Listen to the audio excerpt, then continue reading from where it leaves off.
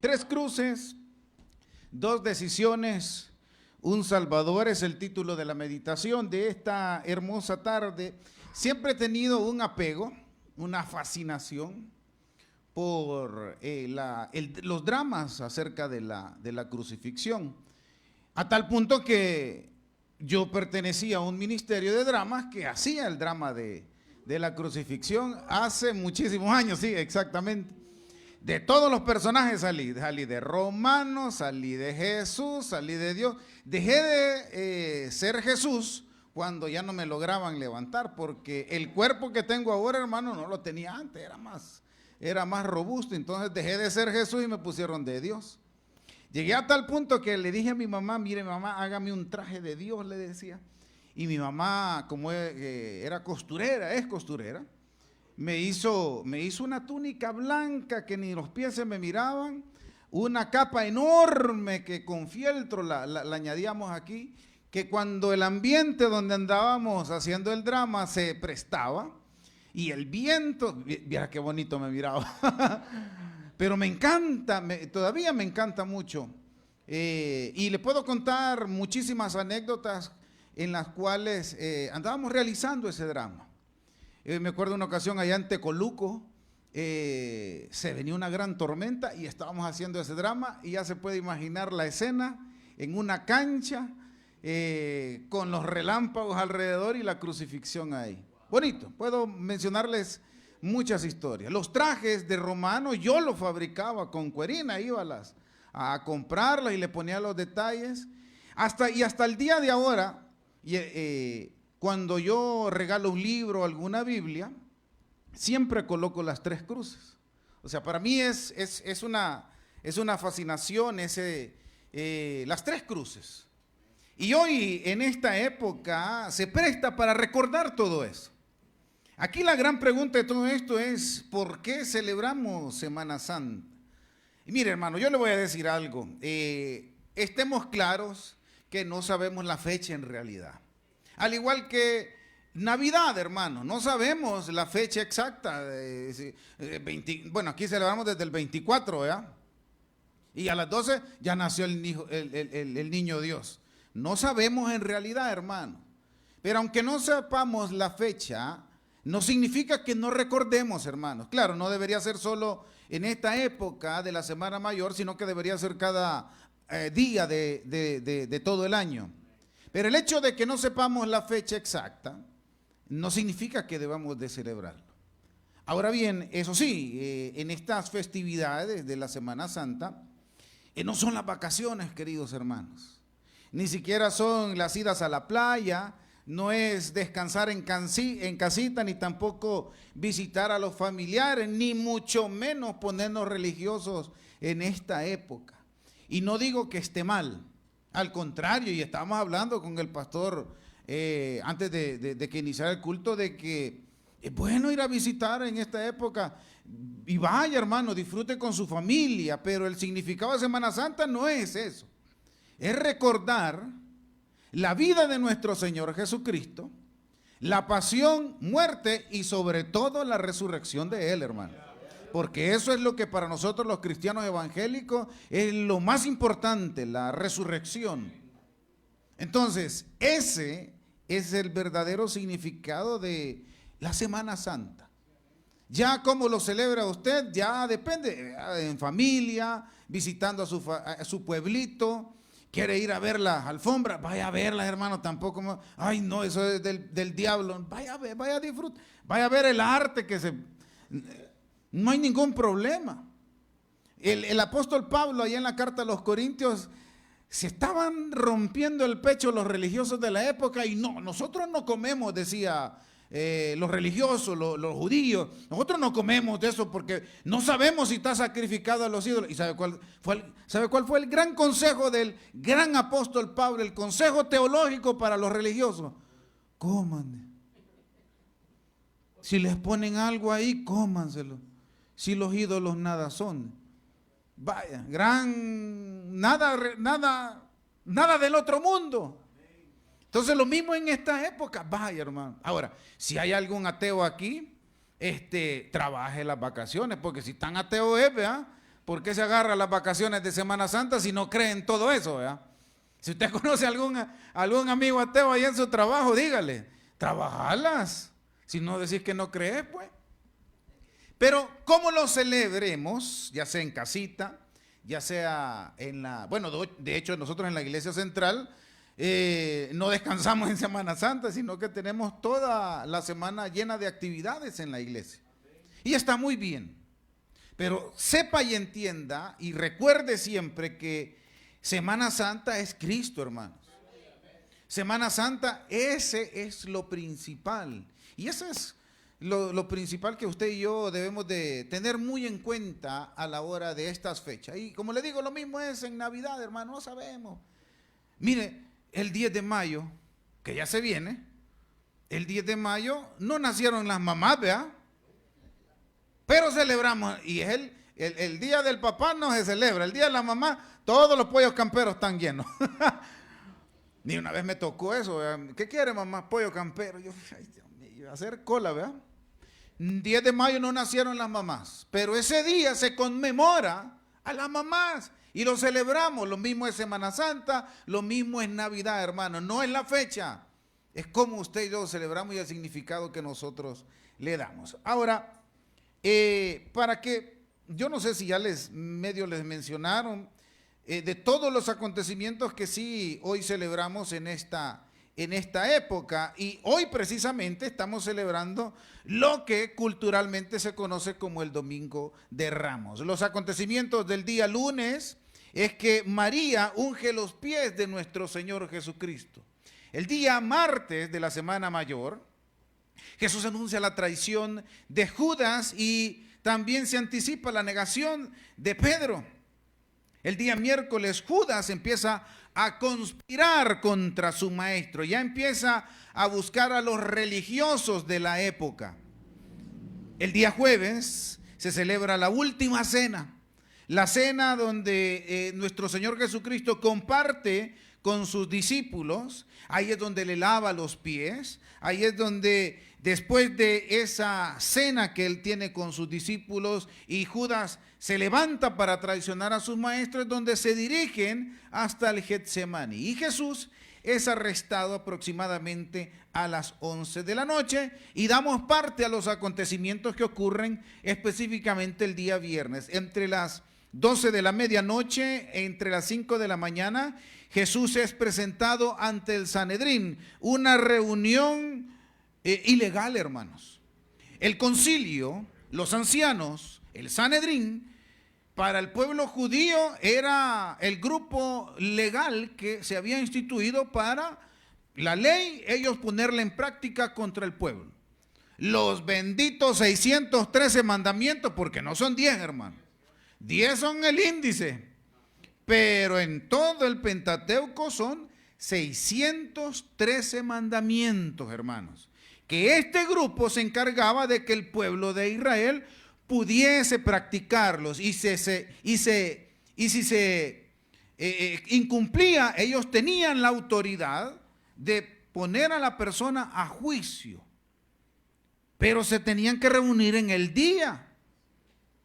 Pero era tan apremiante el gran movimiento que nuestro Señor Jesucristo estaba causando, porque tenía un montón de seguidores, hermanos. Tenía un montón de discípulos, hermanos. ¿Se recuerda cuando alimentó a los 5,000? ¿A quiénes se contaban? A los hombres, y las mujeres y los niños. Y más adelante dice que alimentó a 4,000. Y solo se estaban contando a las mujeres y a los niños. Hagamos número, hermano. Hagamos número. Aproximadamente entre los dos acontecimientos, vamos a ser tranquilos en la estadística, 15,000 personas estaban acompañando a Jesús. Estamos siendo tranquilos. Por ahí, 15,000 personas que lo seguían sus enseñanzas. Que era gentío, hermano. Era gente. Y obviamente no había lugar en la ciudad donde se albergaban. Por eso es que Jesús llegaba a las ciudades, hacía sus milagros y los sacaba de la ciudad, porque en ese milagro de los 5,000 y de los 4,000 estaban fuera del pueblo, en el desierto. Y por eso incluso dice, ya llevan 3 días conmigo. O sin comer. No los puedo hacer que se regresen porque se van a desmayar. Imagínense qué tan comprometida era la gente que lo seguía a Jesús. Igual que ahora. Pero esos mismos que andaban con él fueron los mismos que gritaban, crucifíquele. Bueno, les sigo contando acerca de los acontecimientos del día viernes. Después Jesús, ahí es donde Jesús niega. Ahora, quiero decirles que ante el Sanedrín, Jesús es cuestionado como: tú eres el Hijo de Dios. Ese era el cuestionamiento ante los ancianos religiosos de la época. Que él se estaba proclamando como Hijo de Dios. Mire cómo son de sinvergüenzas, porque cuando lo presentan ante Pilatos, entre las 5 de la mañana y las 9 de la mañana, ya le dicen a Pilatos, no le dicen, se cree el Hijo de Dios. Si le hubiesen dicho los ancianos, los religiosos, el Sanedrín, eso a Pilato, Pilato hubiera dicho, ese no es problema mío, porque esas son sus reglas, esas son sus leyes. Y vienen los sinvergüenzas y le dicen, dice que es el rey de los judíos, y nosotros no tenemos más rey que César. Imagínense los hipócritas. Ya estaban haciendo a un lado sus leyes y ya estaban honrando más a Roma que a sus propias leyes, con tal de que el objetivo sea la muerte de Jesús. Entonces Jesús es presentado ante Pilatos entre las 5 y las 9, le decía. Ahí es donde sucede ese cuestionamiento al pueblo, donde ofrecen a Barrabás o a Jesús para ser liberado. Y vuelvo y le repito, y el mismo pueblo que andaba detrás de Jesús empiezan a decir, queremos a Barrabás. ¿Y qué hacemos con Jesús? Que lo crucifique.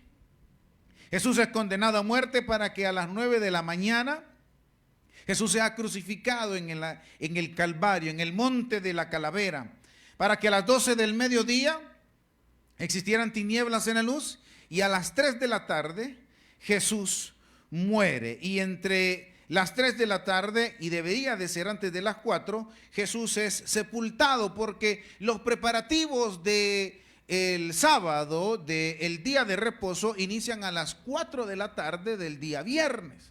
Y es una literalidad. Yo recuerdo que cuando fui a Israel, Dios me dio el privilegio de ir, eran las 3:30, y nos dice, apresurémonos, porque si llegamos a las 4 no vamos a poder tomar fotos, va a ser un problema, porque inician los preparativos del día sábado.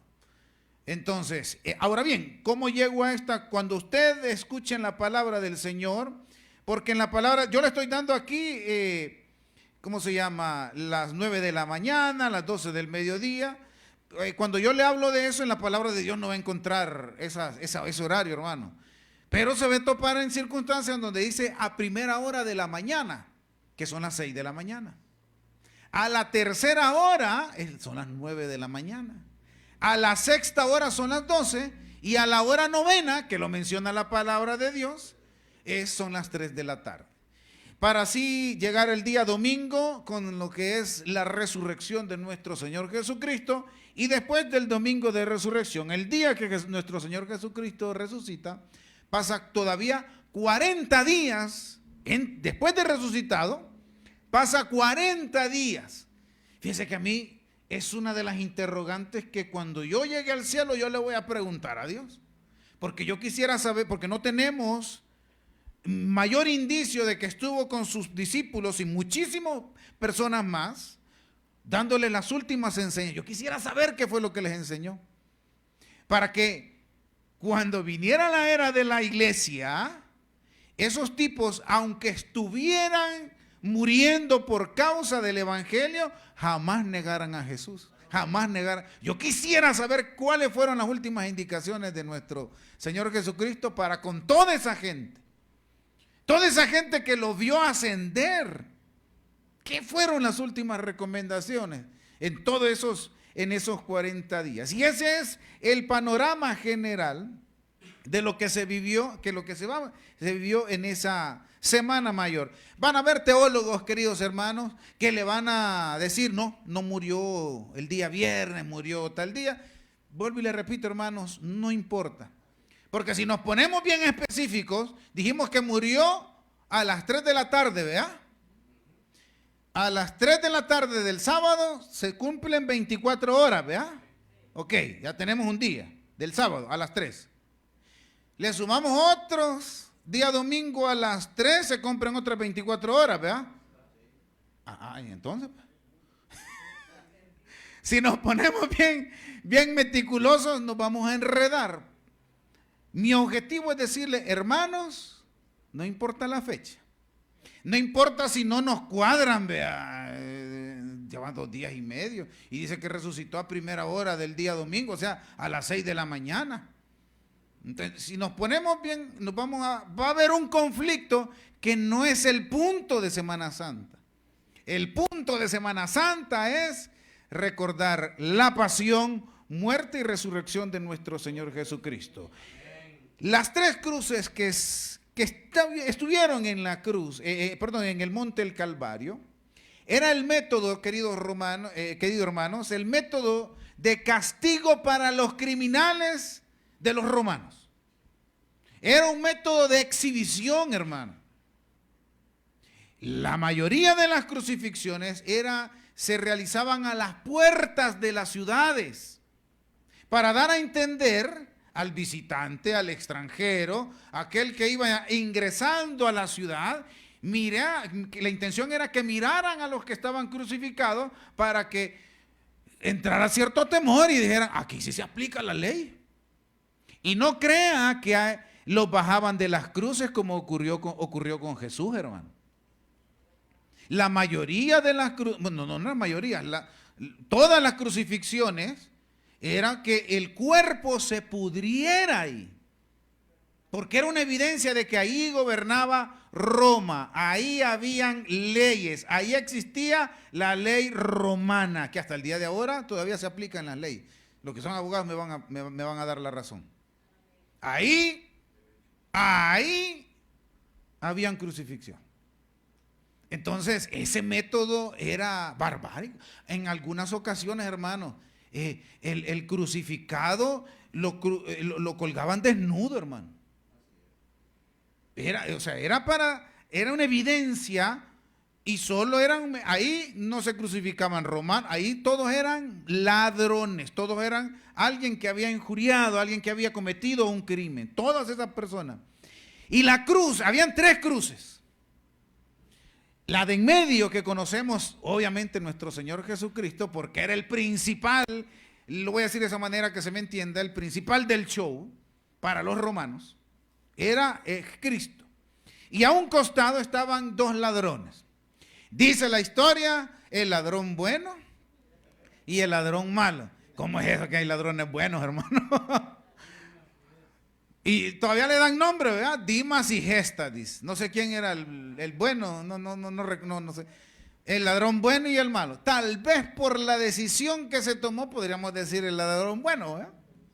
Y allá en el Evangelio según Marcos, en el capítulo 27 dice, crucificaron también con él a 2 ladrones. Uno a la derecha y el otro a la izquierda. Y se cumplió, bien interesante, se cumplió la escritura que dice, y fue contado con los inicuos. Toda la vida de Jesús fue una profecía, hermanos. Su nacimiento, el lugar donde iba a ser bautizado, quién lo iba a traicionar, con quiénes iba a estar a un lado, toda la vida de Jesús fue una profecía. Y como estamos hablando de las 3 cruces, esta profecía que se menciona en el Evangelio de Marcos capítulo 15, donde dice que la profecía, el pedacito de la profecía, y fue contado con los inicuos, se encuentra en Isaías capítulo 53, versículo 12, donde dice, por lo tanto, yo le daré parte con los grandes, y con los fuertes repartirán sus despojos, por cuanto derramó su vida hasta la muerte, y fue contado con los pecadores. Esa porción de la profecía es la que está mencionando el autor del Evangelio de Marcos, según Marcos. Esas 3 cruces. Pero en medio de esas 3 cruces resalta un diálogo de estos 2 personajes, de estos 2 ladrones. Y eso lo encontramos en el Evangelio según Lucas 23:39. Y se los leo, queridos hermanos. Y uno de los malhechores que estaba colgado le injuriaba diciendo: si tú eres el Cristo, sálvate a ti mismo y sálvanos a nosotros. Respondió el otro, el ladrón bueno, ¿verdad? Y le dijo, y le respondió diciendo: ¿ni aún temes tú a Dios, estando en la misma condenación? Nosotros, a la verdad, justamente padecemos, y porque recibimos lo merecido de nuestros hechos. Mas este ningún mal hizo, refiriéndose a Jesús. Y mire el versículo 42. Y Jesús dijo: acuérdate de mí cuando vengas en tu... Perdón, le dice todavía el ladrón dirigiéndose a Jesús: acuérdate de mí cuando vengas en tu reino. Y Jesús estas palabras le dice: de cierto te digo que hoy estarás conmigo en el paraíso. Quiero resaltar algo de estos dos personajes, queridos hermanos. En primer lugar, estos dos señores, estos dos ladrones, tenían conocimiento de Jesús, hermano. Sabían quién era y sabían los milagros que él había realizado. Usted ha leído pasajes en la Biblia donde se menciona milagros en específico con nombre y apellido, ¿sí o no? Pero hay pasajes donde dice que llegó a tal ciudad y sanó a todos. Yo no creo que hayan sido 10 enfermos que le hayan acercado a Jesús. Si usted viene aquí un día y le dicen: el pastor Ronnie va a dar pollo campero gratis, este volado se va a llenar, ¿sí o no? Se llena, ¿va? Y le vamos a dar mollejitas. Ay. O bueno, ya no venden chicharroncito, que vendían el pellejito del... Ay, ya me está dando hambre. Yo cuando hablo de comida me agarra, hermano, perdónenme.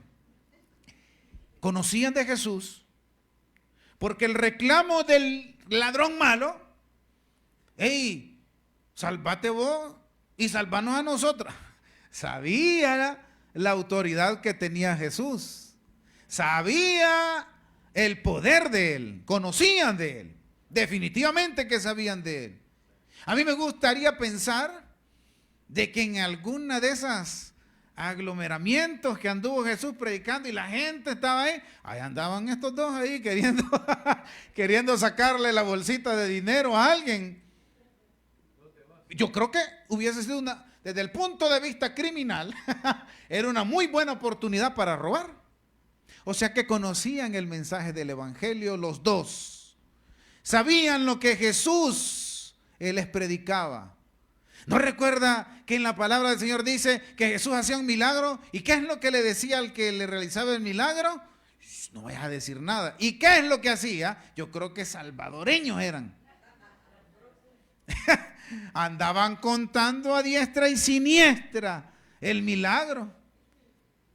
Y vos era, yo soy, y contaban, y los mismos estos señores del concilio eran los mismos que cuestionaban a estas personas que habían recibido el milagro, y no se quedaban calladas. No se quedaban calladas estas personas. Entonces, dentro del pueblo judío, dentro de la época, conocían quién era Jesús. Conocían estos dos. Ahora, el detalle de esto, que estos dos personajes, con un castigo que se merecían, uno entrega su vida a Cristo y el otro lo rechaza rotundamente. Uno reclama con ironía por su condición, pero el otro confiesa sus pecados. Porque esto es bien interesante y lo podemos aplicar hasta en nuestra vida, que todos le echamos la culpa a Dios. Fíjese que en el seminario, también estábamos hablando con el pastor allá de las clases. Yo doy administración eclesiástica y misionología, pero las dos materias, mi intención es hacerles poner los pies sobre la tierra a los estudiantes. Decirles: señores, esto es, y así debe de ser, y el orden que se debe de llevar. Así es. Y termino diciendo siempre: esta vida, hermanos, y de todos los creyentes, esta vida es de sacrificios, hermano, no de sufrimiento. A donde quisiéramos estar ahorita, que son las 5:56, hermano. ¿A dónde quisiéramos estar un día sábado y amanecer domingo, ¿verdad? Allá en la playita, hermano. Pero ¿cuál es el sacrificio que hacemos? Estar aquí. Gracias a Dios que tienen aire, hermano. Yo recuerdo cuando le inauguraron la iglesia, ahí veo la placa, un gran calor, un gran calor, y el pastor Junior estaba pero sudando, ¿verdad? Pero el sacrificio es venir aquí. La vida de sufrimiento son las malas decisiones que nosotros hemos tomado en nuestra vida, y da la casualidad de que hoy que soy cristiano, ¿verdad? Hoy que me estoy congregando, el Señor el Señor no, mis malas decisiones me tienen así. Y este Señor eso es lo que está haciendo, justificándose. Salvate y salvanos. Se estaba justificando, y por eso el otro le dice, hey, loco, nosotros dos tenemos razón de estar aquí, porque cometimos un delito ante las autoridades romanas. Tú y yo merecemos estar aquí. Este no. Por eso les digo que tanto el ladrón malo conocía de Jesús, hermano, y el ladrón bueno conocía de Jesús y de su evangelio, porque por eso le está diciendo eso. Él es inocente, pues conocía la trayectoria de Jesús. Conocían estos dos sujetos. Pero uno se justificó. Uno, como muchas personas que nosotros conocemos, que le echan la culpa a Dios por las malas decisiones, porque nunca lo tomamos en cuenta. Y nadie está exento, hermano. Porque aún nosotros, hermano, conocedores de la palabra, a veces tomamos malas decisiones. Y queremos justificarnos, y tenga cuidadito, hermano. No me quiero salir mucho del contexto de todo esto que estamos hablando, pero tenga cuidado con justificarse con Dios, porque fue precisamente lo que fue lo que le reclamó a Job. Un hombre perfecto, recto, temeroso de Dios y apartado del mal. Dígame quién de nosotros que está aquí cumple esas 4 características, hermano. Tal vez solo temerosos de Dios, ¿verdad? Porque todos somos cristianos aquí, ¿verdad? Amén. Pero dice la Biblia, Job, el autor de Job, que no sabemos quién es, y lo dice el mismo Dios en el capítulo 2, perfecto, recto, temeroso de Dios y apartado del mal. Pero aún ese hombre, perfecto, recto, temeroso de Dios y apartado del mal, decía, es que yo soy don bueno, yo no sé por qué me están pasando las cosas.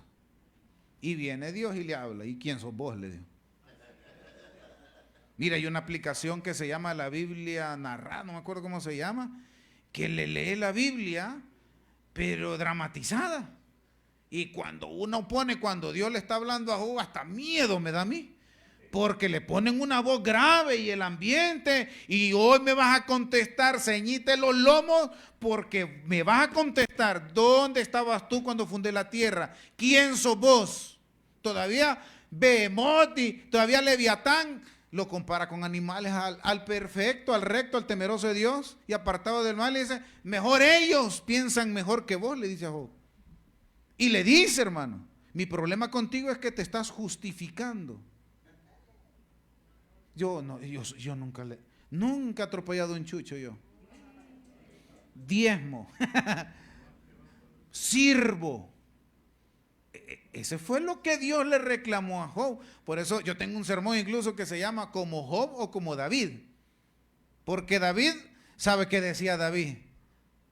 Híjole, Señor, ya lloré un montón y mi almohada está pero empapada de lágrimas. Échame la mano. Más adelante dice, ya no me salen lágrimas de mis ojos. Mi piel se ha adherido a mis huesos, estoy enfermo. Los perros me han rodeado, dice en el capítulo 22 de Salmo.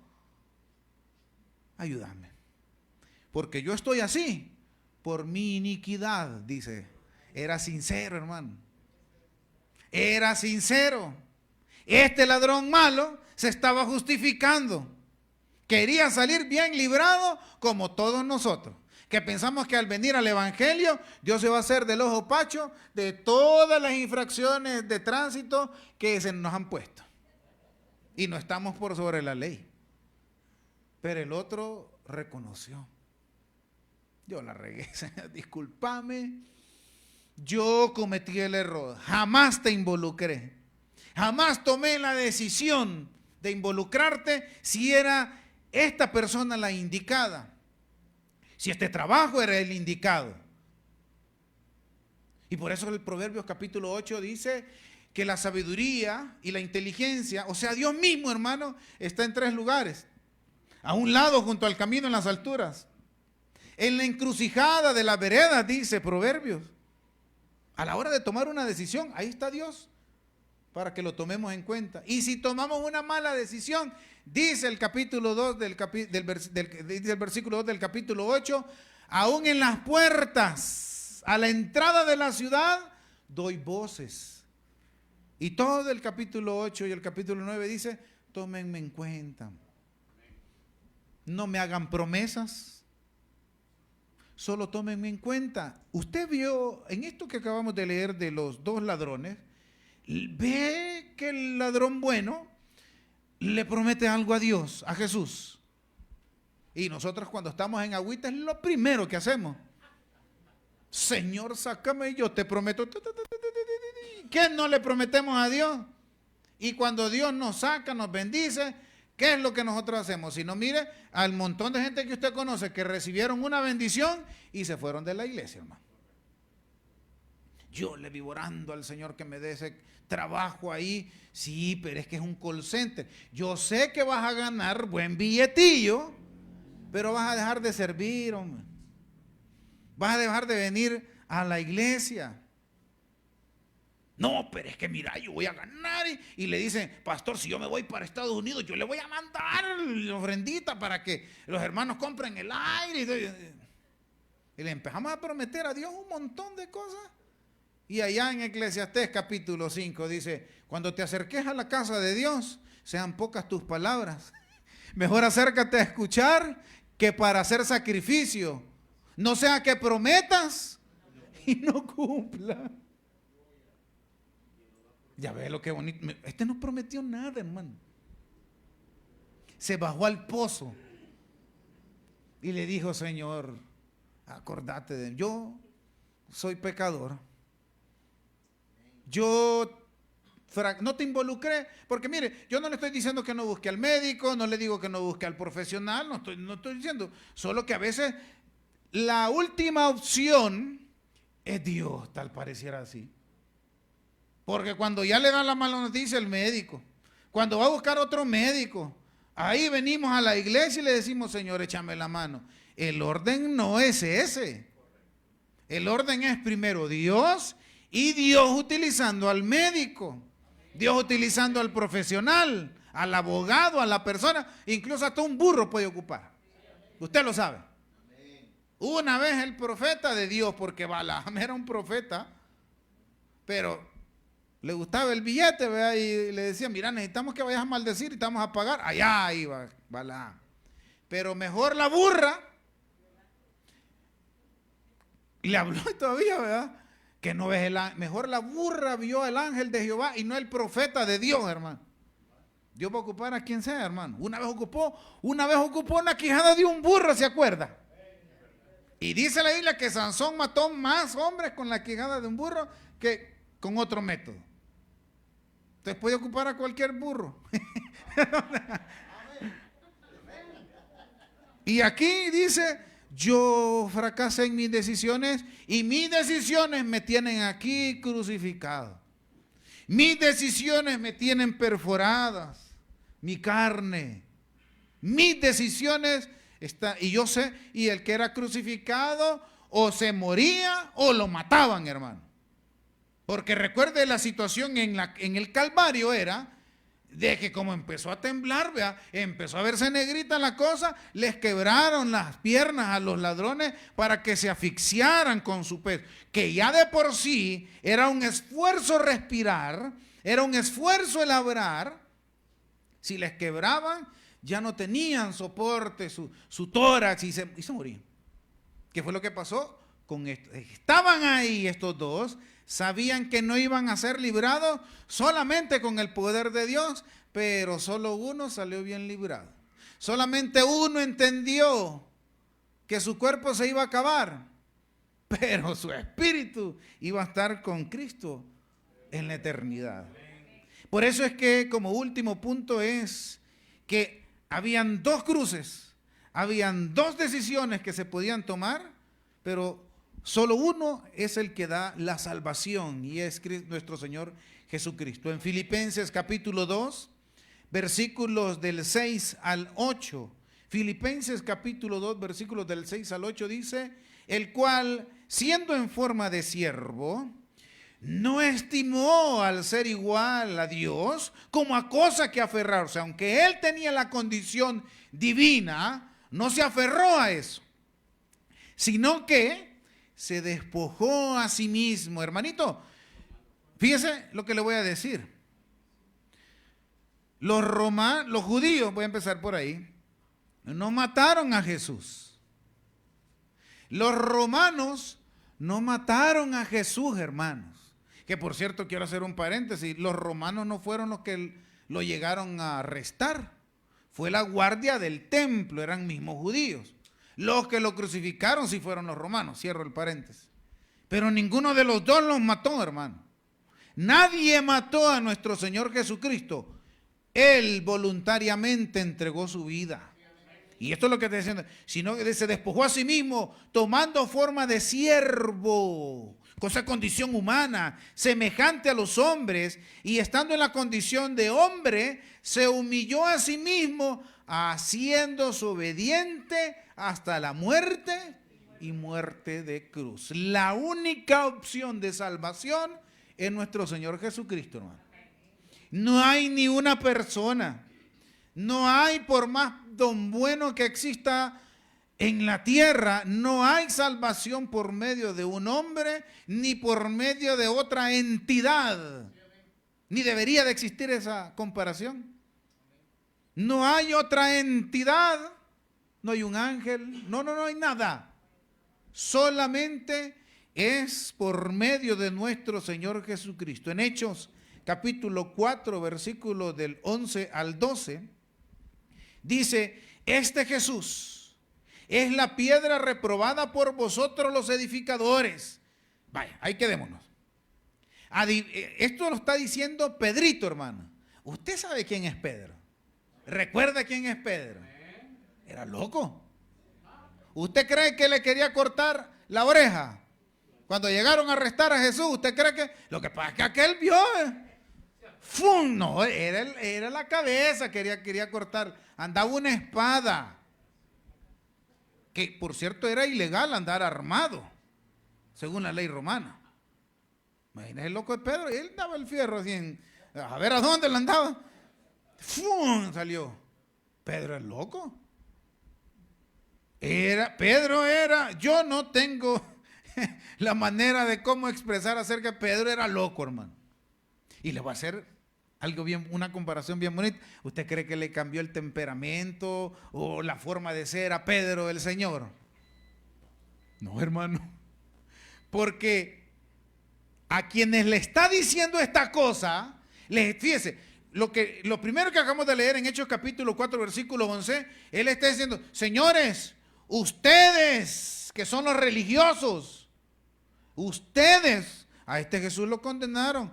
Al mismo concilio que crucificó, que condenó a Jesús por ser hijo de Dios, a estas mismas personas, Jesús se limitó a decir, sí lo soy. Pedro les dijo sus verdades en la cara a esta gente. Y miren, ¿no era loco? Miren si no era loco Pedro. A los mismos que condenaron a Jesús, los enfrentó y les dijo, señores, Jesús es la piedra que ustedes, según su religiosidad, reprobaron. Y esto se los está diciendo Pedro, hermano, después de haber ganado más de 3,000 personas para Cristo, hermano. Y en esa predicación no fue tranquilo. En esa predicación vengan a Cristo, hermano. Dios tiene un plan maravilloso para su vida. Vengan. Y a veces ocupamos el evangelio, que a mí me cae mal por rato. Vea, usted tiene una necesidad. Hay personas que no van a tener necesidad en alguna parte de su vida, hermano. Pero solo, si usted tiene un problema, venga. Si usted tiene enfermedad, venga. Y Pablo le dice a Timoteo, que instes afuera, a tiempo y fuera de tiempo. O sea, cuando andes bien y cuando andes mal. ¿Y sabes que cómo los agarró Pedro? Vengo a predicarles de Cristo Jesús, al que ustedes mataron, les dijo. Imagínense, le sale a uno así ahorita a la gente predicándole. Así predicaba Pedro, y con ese, por eso le digo, Dios no le cambió su forma de ser, al contrario, la ocupó, porque Pedro era una de las personas que predicaba fuerte, y no hasta con Pablo se metió, pues. Y no tuvo un altercado que casi llegan a los guamazos, el Pedro y el Pablo, pues. Porque Pablo predicaba la gracia a los gentiles, y venía Pedro y le decía, ustedes no son judíos, circuncídense. No, hombre, Pedro le decía, no, hombre, Pablo le decía a Pedro, no, hombre, este Pedrito era cosa seria. Pero viene y le dice, este Jesús, que es la piedra reprobada por ustedes, la cual ha venido a ser cabeza del ángulo. Y mire lo que dice, y en ningún otro hay salvación, porque no hay otro. No hay otro, hermano. No hay otro. Y no hay más condición, queridos hermanos. No podemos buscar otro mediador. La única condición es rendirnos ante Él. Póngase a imaginar, viendo todo el panorama de la crucifixión y todo eso, que aproximadamente el ministerio de Jesús tuvo unos 3 años. Algunos dicen que exacto, otros dicen que más. No indaguemos en eso, hermano. Pero que hizo maravillas, hizo maravillas. Que predicó, predicó. Y en algunas ocasiones andaba enojado. Y cuando llega al templo, ¿se acuerdan? Se fue relajo. Imagínense, hubiera pasado más tiempo en tierra de Jesús. Si tenemos los 4 evangelios, bueno, el evangelio escrito por 4 autores distintos. Tenemos 4 versiones y no tienen contradicción alguna, porque cada escritor escribió desde su punto de vista, hermano. Y no todos eran discípulos.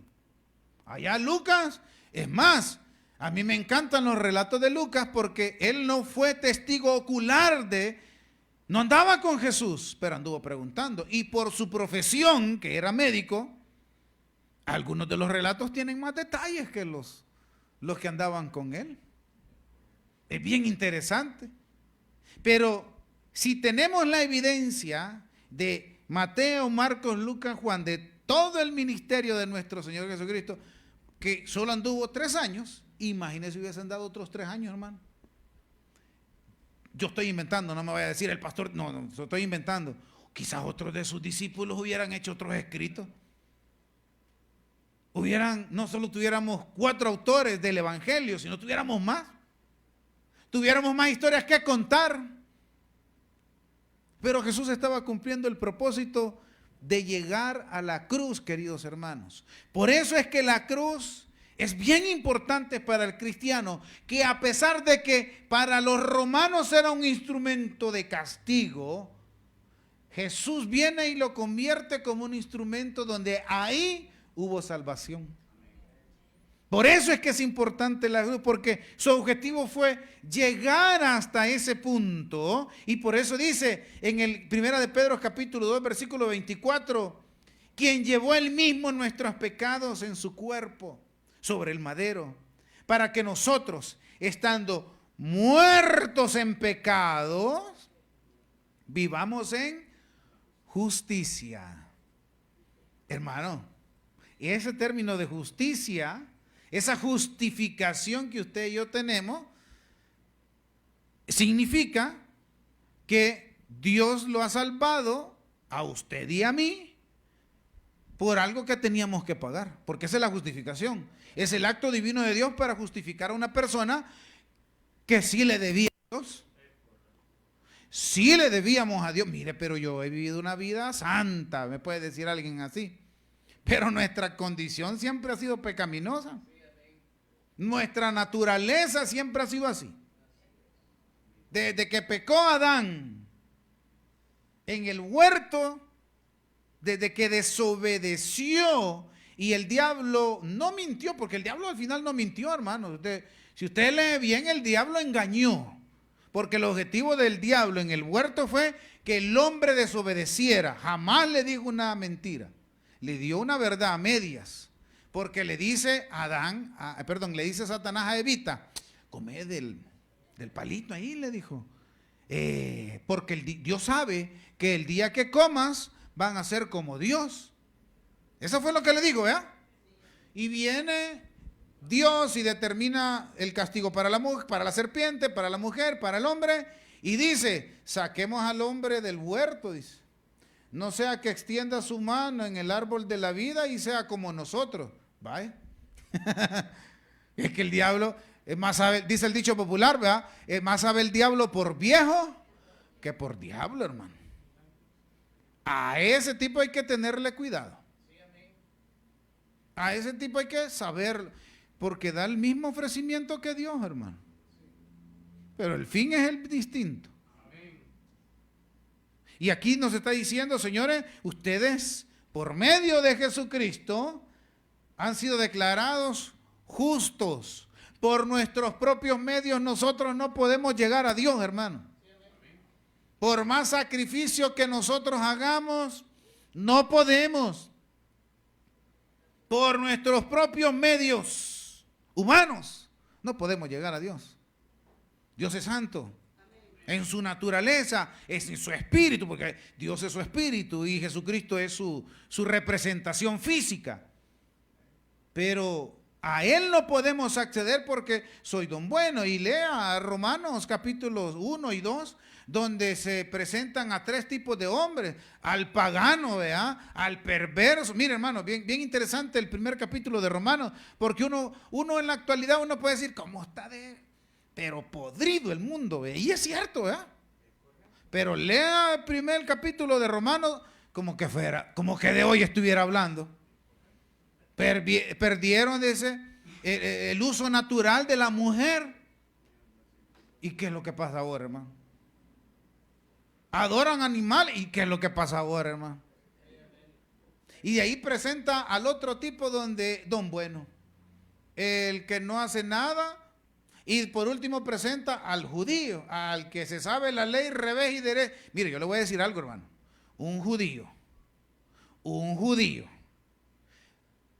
Muchos dicen, mire, es que Pedro era del vulgo. Momentito. Y los 3 años que pasó con nuestro Señor Jesucristo, ¿usted cree que no le enseñó?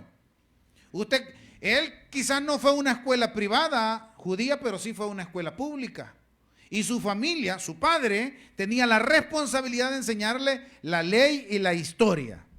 Un judío sabe, hermano. Entonces Romanos dice, pues ni el pagano que por gusto, ni don bueno puede llegar a Dios, ni el judío que se sabe la ley, revés y derecho, los 613 mandamientos, ninguno de esos 3 puede llegar a Dios. Solo el que se acerca a Él y busca la manera de ser justificado. Y termino diciendo el texto, ¿verdad? Y por cuya herida fuisteis sanados. Porque vosotros, mire qué bonito ese término, porque vosotros erais como ovejas descarriadas, éramos como el ladrón malo, actuábamos como ese ladrón, justificándonos, pensando de que Dios es un personaje que está desde el cielo con una gran lupa y nosotros somos una hormiga ya, y Dios nos ha puesto así para quemarnos. Así pensábamos mucho.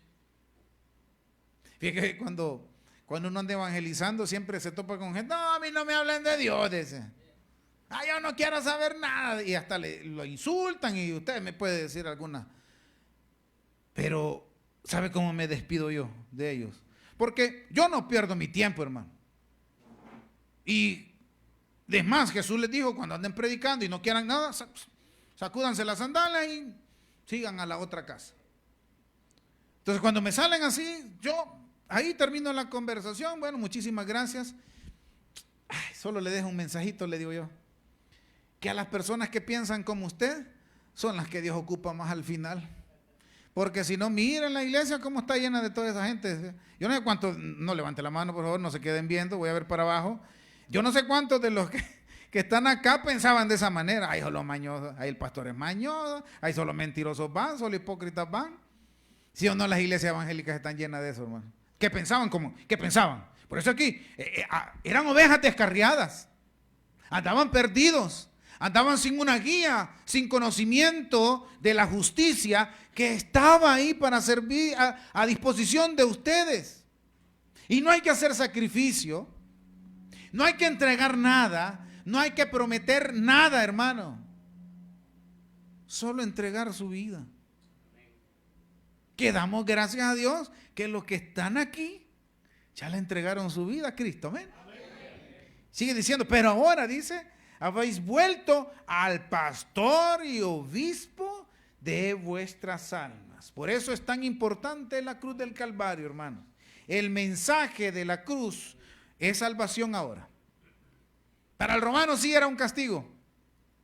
Para los romanos sí era sufrimiento. Ellos les gustaba ser, hermano. Los romanos era un corazón bien duro porque les gustaba todo eso. Se divertían haciendo.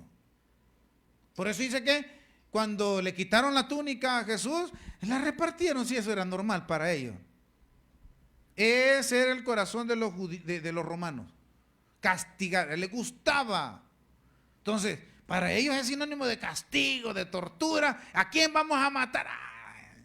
Pero para nosotros es sinónimo de salvación. Ahora, quiero depositar una enorme piedra en cada uno de los que estamos aquí, hermano. Pero piedra, hermano. La que quedó partida allá en el ¿cómo se llama? En la puerta del diablo, una de esos peñones, hermano. No es posible, queridos. No es posible que usted ya tenga la salvación y su familiar no. Ese compañero que también necesita de Dios, hermano. El que le quitó el puesto a usted. El que le ganó la novia a usted. El que lo puso en mal en el trabajo. También necesita de Dios, hermano. Y deje de andar diciendo, y voy a orar para que te vaya. Dios no actúa así, hermano. Es más, Proverbio dice que no andemos deseando el mal, porque no sea que Dios, que en sus planes está hacerle justicia a usted, y mejor diga, ya no haga nada a Dios. Así dice el Proverbio. Entonces, hasta esa persona que lo dañó, necesita de Dios, hermano. Necesita que venga y le diga, vamos a la iglesia. Hay aire acondicionado. Y aquí no tenés. Vamos. Esas personas necesitan, hermano. Entonces, volví y le repito, pues tremenda piedra. También no es justo. No es justo que usted y yo tengamos la salvación asegurada y la sigamos trabajando y sosteniéndola, pero su vecino, el familiar, el amigo, el compañero del colegio, de la escuela, de la universidad, el compañero de trabajo, el bolo, el que viene y se va de la iglesia, viene y se va. Nuestro trabajo no es juzgarlo, hermano. Nuestro trabajo es siempre tener la mano llena ¿se acuerda del GMS? Del boleto así, una pomadita. Nuestro trabajo es untarnos la mano de pomada y ponérsela en la herida al pecador, hermano. Mire, yo trabajé en una iglesia. Se está transmitiendo esto, mi pastor. Pues no voy a decir nombre. Siempre, porque está, ¿verdad? Yo trabajé en una iglesia, hermano, así como esta chiquitita, donde una vez entró un muchacho con gorra y se miraba de esos bichos de antes. Y viene la diaconisa y estaban dando los anuncios. Está calladita en este lugar. Usted medio habla, yo le escucho desde aquí, pues. Y viene la hermana diaconisa y le dice, quítese la gorra, aquí tiene que poner. ¿Usted cree que volvió después el muchacho? Difícil, hermano. Ay, decía, ya no lo inviten, si ese es bolo. Viene y se va. Siempre es el mismo cuento. Como que si Eso nos mandara la palabra del Señor. Como si eso hizo Jesús aquí en tierra, hermano. Si ni Jesús vino a juzgar a nadie, mucho menos usted y yo, hermano. Dios nos ha mandado a pregonar, a predicar, y cuando se puede, a predicar el evangelio, ¿amén? Y cuando se puede hablar, porque el testimonio dice mucho de nosotros, hermano. Vaya, dice, ya no le pega la señora al marido, porque ahora es parejo, hermanito lindo. Antes era como le pegan a la esposa. También los maridos. Yo he atendido consejerías ahí en la central. Vaya, ya no. Mira cómo va. Bien vestidito va a la iglesia. Con la Biblia en mano. Llega noche y viene el domingo, pero viene de la iglesia. Ya la gente habla. La gente ve. Y empieza a hablar. Y ya no se diga si usted les dice, Cristo le ama. En esta época, que se condiciona todo el ambiente a nuestro alrededor para que el evangelio sea extendido. Váyase a la procesión, mire qué bonita la procesión, ¿verdad? Sí, ¿verdad? Qué bonito ahí Santo Entierro, ¿verdad? Pero Cristo vive. No está ahí. Y es más, no deberíamos de recordarlo de esa manera porque Él vive, ¿verdad? Y usted empieza así tranquilito a hablarle, ¿verdad? Y ahí va en la procesión, ¿verdad? Con solo que no sea al revés, ¿verdad? Que usted termine convertido, ¿verdad? El ambiente se condiciona. Bien bonito para predicar el evangelio de nuestro Dios. Pero repito, no es justo. Tenemos familiares quizás viviendo en la casa, hermano, que lejos de ver nuestro ejemplo, ve como mucha gente, ahora aquí no, allá en la central, cómo se comportan en las casas. Porque a esta señora que yo les cuento, que fue y eso es una de cosas que yo vi en la iglesia, que esa señora que entró y regañó al muchacho que, mire, a saber si huyendo de alguien que lo quería matar estaba, hermano. Y llegó ahí, pudimos haber salvado el alma de esa persona.